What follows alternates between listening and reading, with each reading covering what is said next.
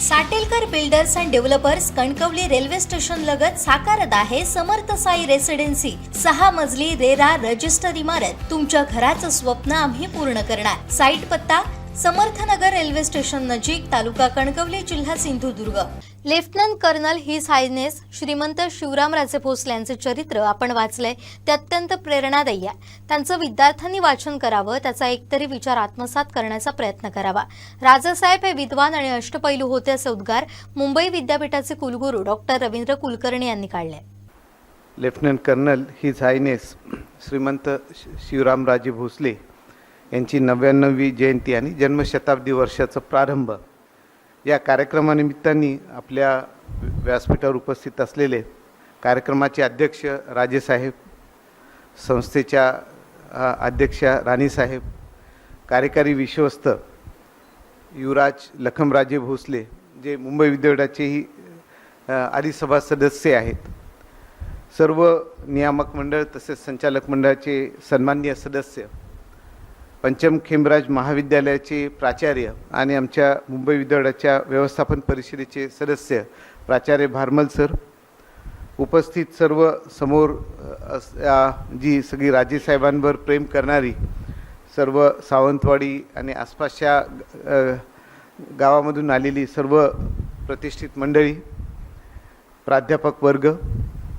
माझे तरुण विद्यार्थी मित्र आणि पत्रकार बंधू भगिनींनो, खरं म्हणजे एखादा असा हा एक अतिशय हृदय कार्यक्रम सोहळा आहे। म्हणजे जेव्हा आपण lieutenant colonel his highness Shrimant Shivramraje Bhosale यांचा आपण जर चरित्राचा जर आढावा घेतला, माझ्या तरुण मंडळी विद्यार्थ्यांना विशेषतः हे विनंती राहील, अपील राहील की त्यांनी त्यांचं चरित्र जरूर वाचावं आणि त्यातून प्रेरणा घ्यावी। कारण त्यांचं जे पूर्ण आयुष्य आहे, म्हणजे एकंदरीत आता जसा आढावा घेतला गेला या निमित्ताने जन्मशताब्दी वर्षाच्या जे काही वेगवेगळे कार्यक्रम होणार आहे, हे कार्यक्रमाचा आढावा घेतानाच lieutenant colonel his highness Shrimant Shivramraje Bhosale यांचं साधारणतः चरित्राचाही त्यांनी धावता आढावा आपण घेतला। त्यातून आपल्याला लक्षात येतं की त्यांची शिक्षणाबद्दलची प्रचंड तळमळ होती, एक अतिशय अलौकिक आणि अष्टपैलू व्यक्तिमत्व होतं।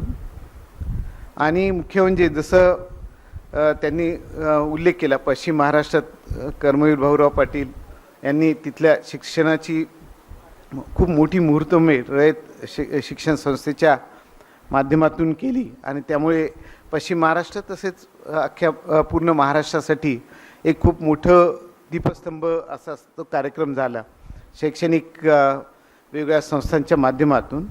आणि त्याच प्रकारे जेव्हा सावंतवाडीचं त्यावेळेसचं जर आपण मला वाटतं आढावा घेतला, म्हणजे 50-60 साली निश्चितच तिथलं सगळं जे डोंगर माथ्याने वेढलेलं हे गाव आणि अशा ठिकाणी मुलींना शिक्षणासाठी दुसरीकडे जावं लागू नये, त्यामुळे एक चांगलं दर्जेदार महाविद्यालय सुरू करणे आणि पंचम खेमराज महाविद्यालय त्यानिमित्ताने सुरू झालं। आणि तसंच त्यांच्या 25 वर्षाची जी 5 आमदारकी टर्म त्यांना मिळाल्या, त्यातून त्यांनी जे काही वेगवेगळे कार्य सुरक्षेच्या दृष्टीने असेल किंवा पोलिसांच्या दृष्टीने असेल, आणि तसंच जो आत्ता आढावा घेतला की जो महाराष्ट्र हस्तकला मंडळ या निमित्ताने त्यांनी जे काम केलं आणि त्यातून लोककलांना ज्याप्रमाणे राजाश्रय दिला आणि सगळ्या कलाकारांना समोर आपण पूर्णपणे त्यांना पाठिंबा देऊन त्या कला नुसत्या जिवंत राहणार नाही तर त्यामध्ये समृद्ध भर पडावी या दृष्टीनं त्यांनी जे केलेलं कार्य ते खूप अलौकिक आहे। त्यामुळे आपण त्यांच्या स्मृतीला आदरांजली देऊन मला वाटतं आपल्या शैक्षणिक कार्याचा एक शुभारंभ या निमित्ताने जे जन्मशताब्दी वर्षानिमित्ताने जे काही आपण करणार आहोत त्याचाच एक चांगल्या तऱ्हेने कार्य मला वाटतं वर्षभर चालावं, ज्यातून शिक्षणाची तर मुहूर्तमेढ राहीलच, पण वेगवेगळे जे सामाजिक उपक्रम असतील, शैक्षणिक उपक्रम असतील, इथल्या जनतेच्या जिव्हाळ्याचे जे उपक्रम असतील ते सगळे उपक्रम या निमित्ताने आपल्याला जन्मशताब्दी वर्षाच्या निमित्ताने चालू होतील आणि त्यानिमित्ताने मला वाटतं मी माझ्या त्या सगळ्या कार्यक्रमांना शुभेच्छा देतो. मित्रांनो, या कार्यक्रमाच्या निमित्ताने जेव्हा आपल्या शिक्षणाचा आढावा, कारण जसं हिज हायनेस श्रीमंत शिवरामराजे भोसले यांनी जशी शिक्षणासाठी जी ओढ घेतली आणि आपण जसं आजच्या कार्यक्रमाचे अध्यक्ष आहेत आपले राजेसाहेब, ते त्या काळात NIT सुरतकलमधून त्यांनी इंजिनिअरिंगचं ग्रॅज्युएशन केलं. NIT सुरतकल ही वन ऑफ द टॉपमोस्ट NITमधली इन्स्टिट्यूट आहे. त्या काळात तिथं शिक्षण घेतलं हे खरोखरच खूप मोठा त्यांचा त्यांचं कर्तृत्व म्हणता येईल. राणेसाहेबांनी पण मला वाटतं तशा मुंबई विद्यापीठाच्या त्या विद्यार्थिनी आहेत, कारण त्यांनी JJ स्कूल ऑफ आर्ट्स आणि तसंच मला वाटतं रचना संसद महाविद्यालयामध्ये त्यांनी इंटेरियर डिझाईन केले. त्यामुळे त्याही मुंबई विद्यापीठाच्या माजी विद्यार्थीच आहेत आणि युवराज स्वतःच मुंबई विद्यापीठाच्या अधिसभेवर आहे. त्यामुळे शैक्षणिक वर्तुळ ही खूप चांगल्या दृष्टीनं मला वाटतं राजघराण्याच्या दृष्टीने एक चांगला आदर्श आपल्यासमोर येत आहे. हे करताना मला वाटतं काही आपण या शिक्षणाच्या आगामी जे काही शिक्षण असेल त्यातले काय वेगळे आव्हाने आहेत, त्यात कशा उत्कर्षाच्या संधी आहेत, त्यामधून आपलं करिअर आमचे तरुण मित्रमंडळी कशी पुढं करू शकतील याचा थोडा मी आढावा आपल्यासमोर सादर करतो. एकीकडे आपण जे आव्हानं बघितले तशा शैक्षणिक संस्था, त्यानंतर त्यातून वेगवेगळ्या येणारे अभ्यासक्रम आणि मला वाटतं त्या अभ्यासक्रमाचे जवळपास मुंबई विद्यापीठातच तुम्ही जर एकंदरीत अभ्यासक्रम बघितले तर ते 500हून असे वेगवेगळ्या प्रकारचे अभ्यासक्रम आपल्याला दिसून येतात. आणि ह्या सगळ्या अभ्यासक्रमामध्ये वेगवेगळ्या प्रकारच्या करिअर अपॉर्च्युनिटीज मिळाव्या या दृष्टीनं त्यांची रचना केलेली आहे. तरी पण एकीकडे आपल्याला असं दिसतंय की काही अभ्यासक्रमामध्ये घडणारे म्हणजे घटत जाणारे एनरोलमेंट, म्हणजे त्या पर्टिक्युलर अभ्यासक्रमांना जी काही विद्यार्थ्यांची एनरोलमेंट आपल्याला खरं म्हणजे जसं अपेक्षित आहे, जी वाढ होणं अपेक्षित आहे तशी होताना दिसत नाही. त्यामुळे घटणारे एनरोलमेंट आणि त्याच वेळेस राष्ट्रीय शैक्षणिक धोरणाने सांगितलेलं आपल्याला ग्रॉस एनरोलमेंट रेशो हा वाढवायचा आहे आणि तो 2035पर्यंत ग्रॉस एनरोलमेंट रेशो हा 50पर्यंत न्यायचा आहे. महाराष्ट्राचा आपण ग्रॉस एनरोलमेंट रेशो बघितला तर साधारणतः आत्ता 36च्या आसपास आपण महाराष्ट्राचा ग्रॉस एनरोलमेंट रेशो आहे. भारताचा जर ग्रॉस एनरोलमेंट रेशो बघितला म्हणजे तर तो हायर एज्युकेशनचा ग्रॉस एनरोलमेंट रेशो तो साधारणतः 29च्या आसपास. म्हणजे महाराष्ट्राचा ग्रॉस एनरोलमेंट रेशो निश्चितच खूप चांगला आहे आणि आपल्याला तो 50कडं जी आपल्या महाराष्ट्राची शैक्षणिक म्हणून ग्रॉस एनरोलमेंट रेशोच्या दृष्टीने जी घोडदौड करायची ती पण आपल्याला या निमित्ताने लवकर अचीव करण्याची सहज संधी आणि शक्यता आहे.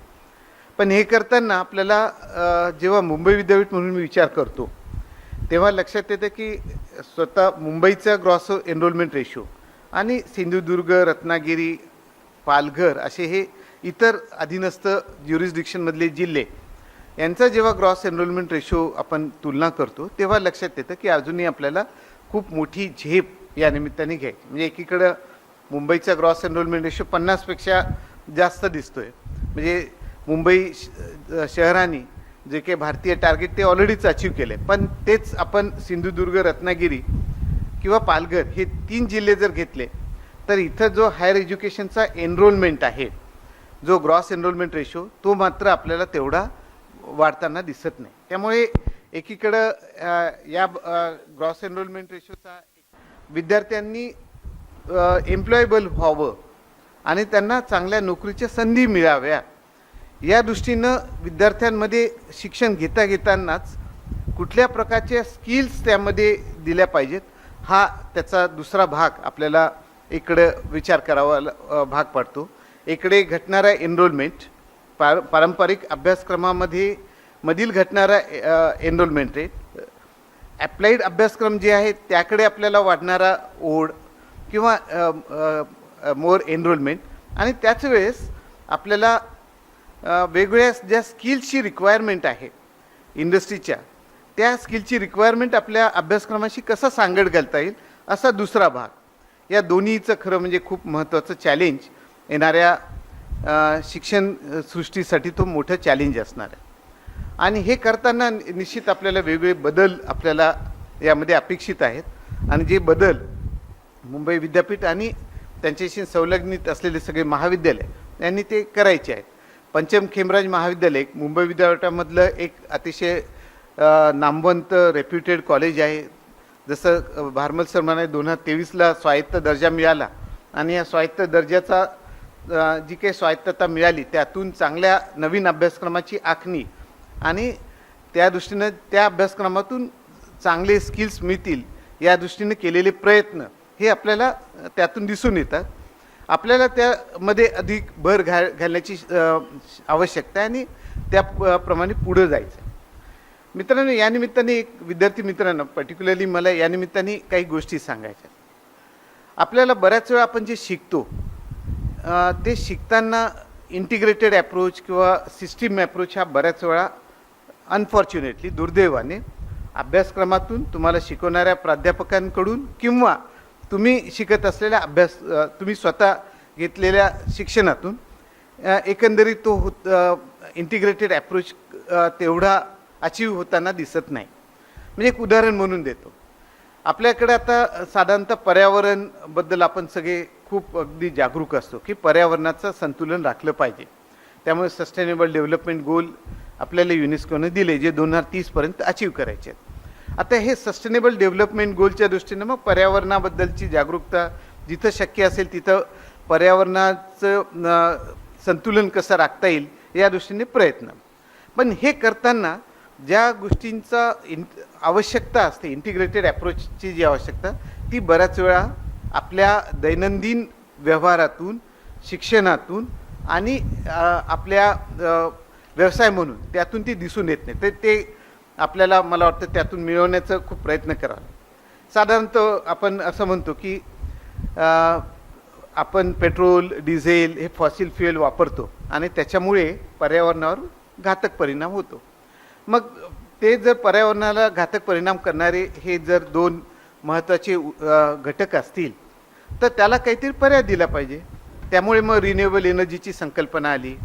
आता आपण इलेक्ट्रिकल व्हेकलचं आपण संकल्पना मांडतो.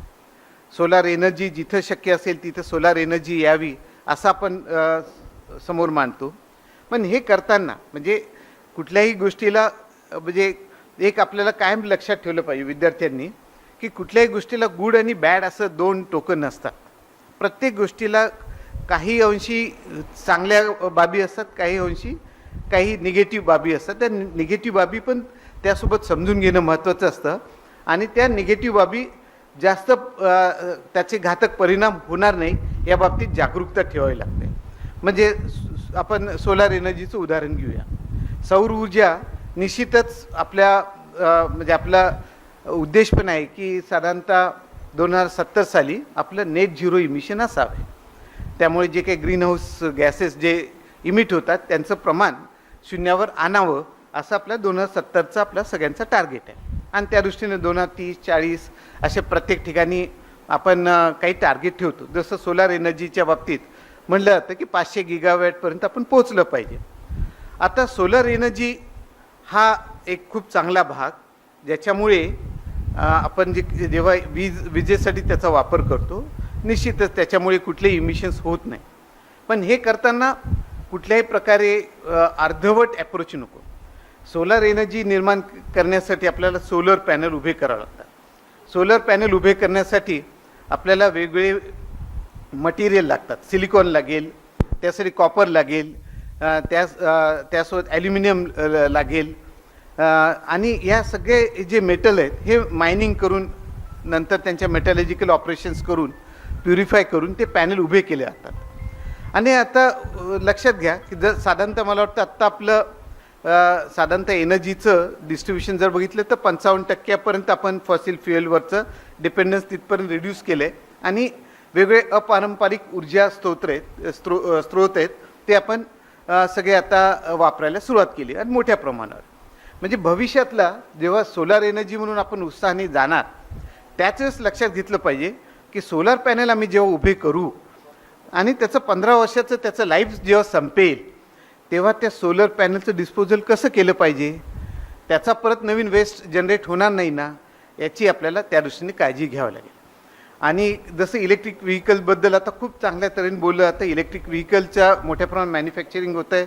इलेक्ट्रिक व्हेकलमुळे टेल एंड इमिशन्स जे असतात, पाईपमधून जे एक्झॉस्ट पाईपमधून जे इमिशन्स होतात ते खूप कमी प्रमाणात होतात, त्यामुळे ते खूप उत्तम पर्याय आहे. पण त्यासाठी लागणारी जी बॅटरी आहे त्याला आपल्याला सिलिकॉन लागेल, जर्मेनियम लागेल, ग्राफाईट लागेल, कॉपर लागेल, निकेल लागेल. तर हे सगळे जे काही मेटल्स आहेत ते परत आपल्याला मायनिंग करावं लागतील. ते केल्यानंतर त्याचं प्युरिफिकेशन करावं लागेल. म्हणजे we are suppose to pay the cost in terms of certain amount of pollution while we are processing this materials. हे आपल्याला कायम लक्षात ठेवलं आहे. आणि ते करताना त्याचा इम्पॅक्ट किती कमी होऊ शकेल तोही आपल्याला महत्त्वाचा भाग आहे. आणि हे करताना जेव्हा लक्षात घ्या, समजा इलेक्ट्रिक व्हेकल्सचं प्रमाण खूप वाढलं आणि चांगल्या तऱ्हेने आपला त्याचा इम्पॅक्ट पर्यावरणावर इम्पॅक्ट चांगलाच होणार, त्याचा पॉझिटिव्ह इम्पॅक्ट होणार. पण त्याच वेळेस माझ्या तरुण मित्रांनी या दृष्टीनं महत्त्वाचं काम पुढं घेणं आवश्यक आहे. ते म्हणजे त्यामध्ये ज्या वापरणाऱ्या बॅटरीज आहेत त्या बॅटरी काही कालावधीनंतर आपल्याला डिस्पोज करावं लागणार आहे. मग ते डिस्पोज करायच्या का रिसायकल करायच्या? रिसायकल करायचे असतील तर काय टेक्नॉलॉजी लागतील त्याची तयारी आजपासून केली पाहिजे. त्यामुळे एक दोन उदाहरणे या निमित्ताने आपल्यासमोर दिले की आपला कुठल्याही गोष्ट, कुठलीही नवीन अचिव्हमेंट, कुठलीही नवीन टेक्नॉलॉजी ही त्यासोबत काही ना काहीतरी त्याचे दुष्परिणाम घेऊन येत असते. आणि ते दुष्परिणाम कमी कसे व्हावे यासाठी आपला सायंटिफिक ॲप्रोच या निमित्ताने आपल्या शिक्षणाच्या माध्यमातून आपण तो निश्चित विकसित केला पाहिजे. त्यामुळे तुम्ही जेव्हा ग्रॅज्युएट म्हणून वेगवेगळ्या शाखेतून बाहेर पडणार आहात तर तो काही फक्त इंजिनिअरिंगचाच विषय असं कुठेही गृहीत धरू नका. कारण त्याचं इकॉनॉमिक्स ऑफ पोल्युशनसुद्धा आपल्याला चेक करावं लागतं, त्याचे सोशल इफेक्ट्स बघावं लागतात, त्याचा जे काही आजूबाजूची जी इकोसिस्टीम आहे त्याच्यावर काय परिणाम होतात तेही बघायला पाहिजे. त्यामुळे अशा सगळा जो सर्वांगीण अभ्यास आपल्या शिक्षणामधून आपल्याला कसा मिळेल या दृष्टीनं जागरूकता विद्यार्थ्यांनी द्यावी. तुम्ही भाग्यवान आहात, कारण तुमची जन्मच मुळात टेक्नॉलॉजी एन्हान्स्ड युगामध्ये झाली आहे. तुम्हाला राईट फ्रॉम द बर्थ तुम्हाला सगळ्या टेक्नॉलॉजी टूल्स तुमच्या सगळ्या टच ऑफ बटन उपलब्ध आहेत. मोबाईल असेल, इंटरनेट ऑफ थिंग्ज असेल, आणि त्या दृष्टीनं ए आयचं जे आलेला खूप मोठा वापर आणि त्यातून अवेलेबल होत असलेले वेगवेगळे टूल्स हे सगळे तुम्हाला at touch off button available आहे. पण हे करताना मला वाटतं आर्टिफिशियल इंटेलिजन्सचा वापर करताना किंवा मशीन लर्निंगचा वापर करताना किंवा नॅचरल लँग्वेज प्रोसेसिंग करून त्यासाठी लागणारे अल्गोरिथम डेव्हलपमेंट करण्यासाठी आपल्याला लक्षात ठेवलं पाहिजे की हे करताना आपल्याला याचा उपयोग खूप सेफर वेनं करणं अतिशय महत्त्वाचं आहे. विद्यार्थी म्हणून ए आय टूलचा जो वापर आहे तो इतकाच परिणामकारक असला पाहिजे. तो केवळ ChatGPT आणि जेमिनी केवळ आमच्या लगेच इन्फॉर्मेशन मिळण्यासाठी नसावा, तर त्याचा अभ्यास आपल्या संशोधनासाठी, आपल्या शिक्षणाच्या वेगवेगळ्या परिणामकारकतेसाठी आपण तो त्याचा वापर केला पाहिजे.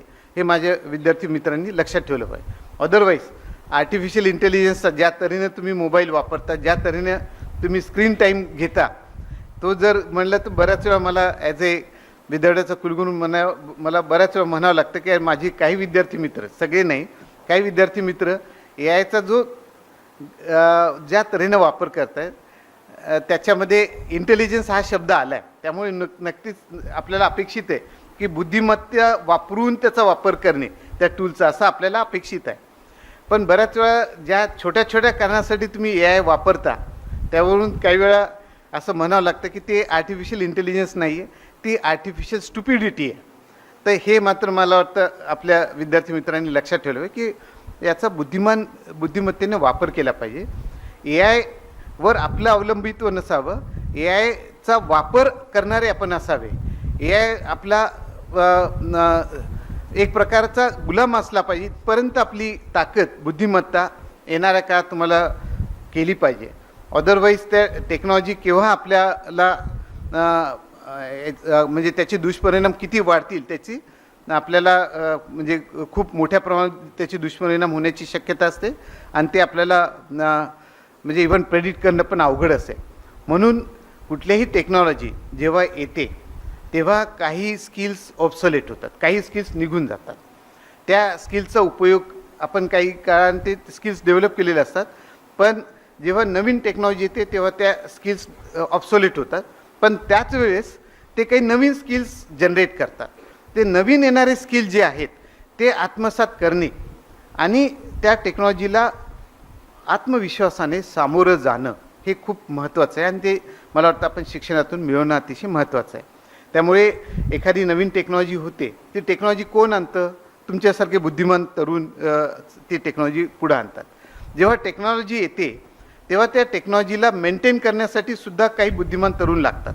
त्यामुळे ते वेगळ्या प्रकारचं स्किल आपल्याला त्या निमित्ताने लागतं आणि त्या टेक्नॉलॉजीचा वापर आहे तो सतत अपग्रेड करत राहणे आणि त्याचे दुष्परिणाम कमीत कमी ठेवणे यासाठी एक वेगळा बुद्धिमान तरुण वर्ग लागतो. त्यामुळे टेक्नॉलॉजीच्या निमित्ताने या 3 प्रकारचे जे वेगवेगळे स्किल्स असतात ते स्किल्स आपण कायम त्या दृष्टीनं बघत राहणं आणि त्या दृष्टीनं लाईफलाँग लर्निंग करत राहणं हे महत्त्वाचं. म्हणजे एकदा तुम्ही ग्रॅज्युएट झाला, पोस्ट ग्रॅज्युएट झाला, PhD झाला आणि मग नंतर करिअर सुरू केलं तर त्याचा अर्थ असा नाही की तुमचं आता शिक्षण संपलं आहे. तुमचं शिक्षण हे लाईफलाँगच आहे. त्यामुळे जसं कॉम्प्युटर इंजिनियर झाला तर भविष्यातल्या एजंटिक AIमध्ये वेगळ्या प्रकारचे टूल्स लागतील. ते टूल्स प्रेडिक्ट करणं आणि त्या दृष्टीनं आपल्याला आत्ताच डेव्हलप करणं आणि पुढं नेणं हे खूप मला वाटतं त्या दृष्टीनं महत्त्वाचं असतं. ते एक प्रकारचं लाईफ लाँग लर्निंग ही आपल्याला कायम या दृष्टीनं लागते. आणि मुख्य करून मला वाटतं 4 शिक्षणामधून 4 महत्त्वाच्या बाबी आपल्याला अचीव करायच्या असतात, जे मला वाटतं संस्था, प्राचार्य, प्राध्यापक, विद्यार्थी आणि सगळे शिक्षणाशी संबंधित असलेले स्टेक होल्डर आणि ते कायम लक्षात ठेवायचे असते की कुठल्या शिक्षणातून 4 गोष्टी आपल्याला अचीव करणं महत्त्वाचं असतं. सर्वात महत्त्वाचं म्हणजे पहिले की लर्निंग टू नो, म्हणजे आपण काय शिकतो आहोत. मी अर्थशास्त्राचा ग्रॅज्युएट आहे, मी राज्यशास्त्राचा ग्रॅज्युएट आहे, मी रसायनशास्त्राचा ग्रॅज्युएट आहे, तर त्या विषयातलं सखोल ज्ञान मिळवणं म्हणजे लर्निंग टू नो हा पहिला भाग मला वाटतं सगळ्या विद्यार्थी आणि त्यांना शिक्षण देणारे प्राध्यापक या दोघांनी लक्षात ठेवणं महत्त्वाचं आहे. त्याचा पुढचा जो भाग आहे, नॉलेज मिळवून उपयोग फक्त तेवढं पुरेसं नाही, त्याचा पुढचा टप्पा आहे लर्निंग टू डू. त्यामुळे आपण जे मिळालेलं ज्ञान आहे त्याचं प्रॅक्टिकलमध्ये रूपांतर करणे, त्या ज्ञानाचा वापर करून नवनवीन गोष्टी डेव्हलप करणे आणि त्याचा विकास करत पुढे जाणे हा त्याचा दुसरा भाग असतो. आणि लर्निंग टू डूमध्ये केवळ नॉलेजचं टेक्नॉलॉजीमध्ये रूपांतर एवढंच अपेक्षित नाही, तर तुम्ही ज्या ठिकाणी काम करतायत त्यामध्ये तुमचं काही सॉफ्ट स्किल्स पण तुम्हाला त्या डेमॉन्स्ट्रेट करावं लागतात. त्यामुळे लर्निंग टू डूमध्ये नॉलेज टू टेक्नॉलॉजी ट्रान्झिशन, त्याचबरोबर आपण ज्या तऱ्हेने आपल्या टीमला पुढं घेऊन जातो त्यातलं लिडरशिप स्किल हे दुसरं महत्त्वाचं. आता लर्निंग टू नो आणि लर्निंग टू डू हे व्यवसायाशी निगडीत आहे, तुमच्या नोकरीशी निगडीत आहे आणि जे मला वाटतं तो फक्त 50% भाग झाला. त्याचा पुढचा भाग आहे learning to live together. Learning to live to, कारण 8 तासाचा जॉब आहे, 12 तासाचा जॉब आहे. 12 तास झाल्यानंतर आपण आपल्या कुटुंबात वापस येतो, सोसायटीमध्ये वावरतो, एक जबाबदार नागरिक म्हणून काम करतो. त्यामुळे लर्निंग टू लिव्ह टुगेदर, मी स्वतः एक जबाबदार नागरिक राहील, इतरांना मदत करेल, त्यांच्यासोबत त्यांच्या काही अडचणी असेल तर मी त्यांच्या अडचणी सॉल्व करण्यासाठी मदत करेल आणि सोसायटीमध्ये एक चांगला जबाबदार नागरिक, कुटुंबातला जबाबदार घटक हे तिसरं महत्त्वाचं उपयोग शिक्षणाच्या निमित्ताने करायचा आहे आणि तो शिक्षणातून मिळवायचा आहे. आणि सर्वात शेवटचं महत्त्व, हे तिन्ही गोष्टी असताना तुम्ही स्वतःचं एक स्वतंत्र व्यक्तिमत्व आहात. प्रत्येक माणूस हा स्वतंत्र व्यक्तिमत्व असतं, त्यामुळे त्याची प्रत्येकाची जेनेटिक ही सिस्टीम वेगळी असते, युनिक असते. त्यामुळे लर्निंग टू बी हा चौथा घटक आहे, म्हणजे ज्यामध्ये एक व्यक्तिमत्व, माझं स्वतःचं एक व्यक्तिमत्व, मी एक व्यवसाय म्हणून काम करतो आहे, मी कुटुंबाचा भाग म्हणून काम करतो आहे आणि सोसायटीमध्ये एक चांगला जबाबदार नागरिक म्हणून करतो आहे. पण त्याच वेळेस माझं स्वतःचं व्यक्तिमत्वाचे जे काही वेगवेगळे पैलू आहेत व्यवसायाशिवाय जे काही माझे स्ट्रेंथ आहेत ते स्ट्रेंथ सतत विकसित करत राहणे आणि ती शैली आपली एक स्वतंत्र शैली, एक स्वतंत्र व्यक्तिमत्व एक विकसित करत जाणं, ते अगदी लाईफलाँग वेनं करत राहणं, हा चौथा महत्त्वाचा भाग आहे. त्यामुळे शिक्षणातून ह्या चतुसूत्री जर आपण नीट लक्षात ठेवल्या तर मला वाटतं एक चांगले विद्यार्थी, भविष्यातले जबाबदार नागरिक, एक चांगले व्यावसायिक, एक चांगली नोकरी करणारे, एक जबाबदार ज्या ज्या क्षेत्रात तुम्ही काम करताय तिथले जबाबदार नेतृत्व आणि त्याचबरोबर समाजासाठी, देशासाठी झटणारे एक चांगले व्यक्तिमत्व या निमित्ताने तुम्ही घडू शकाल. आणि खरं म्हणजे तुम्ही जसं 2047 साली आपल्याला 100 वर्षे येतील त्यावेळी विकसित भारत आपण हे कायम एक टार्गेट ठेवले आणि त्यावेळेस तुम्ही 2047 साली मोठ्या सिनियर पोझिशनला असाल त्यावेळेस मला वाटतं हे चतुसूत्री तुम्हाला परत लक्षात ठेवून तुमचा विकास करावा. त्यावेळेस मला वाटतं चतुसूत्री जर तुम्हाला यातून घडलात आणि त्यावेळेस जर आठवण करायची झाली तर आपल्या महाविद्यालयाची आठवण करा, आपल्या गुरुची आठवण करा, आपल्या सगळ्यांमुळं ज्यांच्यामुळं आपलं शिक्षण झालं अशा सगळ्यांची आठवण करा, त्यांच्यासोबत कृतज्ञ राहा आणि आपल्या देशासाठी सतत झटत राहा. आपला समृद्ध देश, विकसित भारत घडण्यासाठी आपण सर्वांनी प्रयत्न करूया. एवढंच मला वाटतं आपल्यासमोर सांगून मी वाणीला विराम.